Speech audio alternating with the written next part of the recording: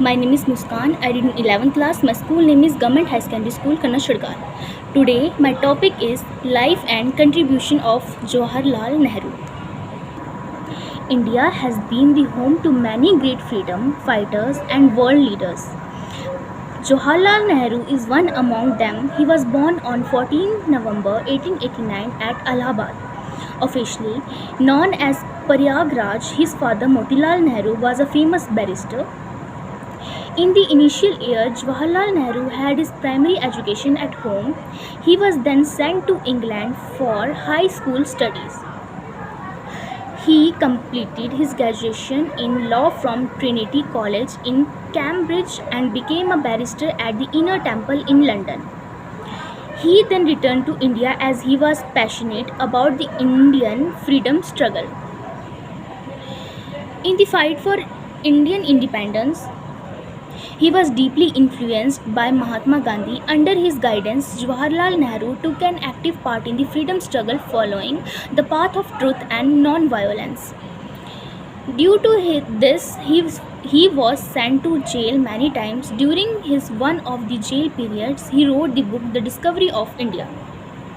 He also wrote a series of letters to his daughter Indira, telling her about the rich social and cultural heritage of India and the importance of the freedom struggle. He played a very active role in the struggle for independence with Congress. He was made the president of the Indian National Congress in 1929. Under him, Congress took the pledge of complete independence from British rule.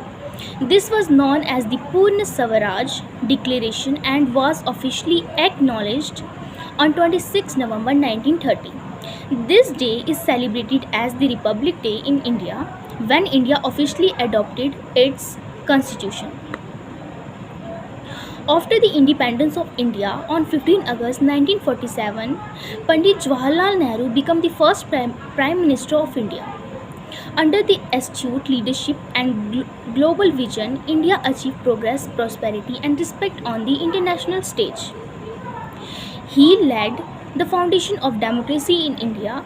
He exemplified his belief in democracy at an international level by adopting the non-aligned policy as part of India's foreign policy. This made India the pioneer of the non-aligned movement in the world. He believed in peaceful coexistence and therefore he signed the Panchsheel Agreement between India and China in 1961.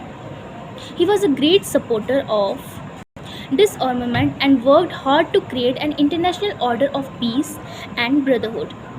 Following the path defined by Buddha, Christ, and Nanak, he led India, the largest democracy in the world, to the position of respect in the world. He died on 27 May 1964. He left behind the rich heritage of planning and development. He created a network of educational, technical, and medical institutions.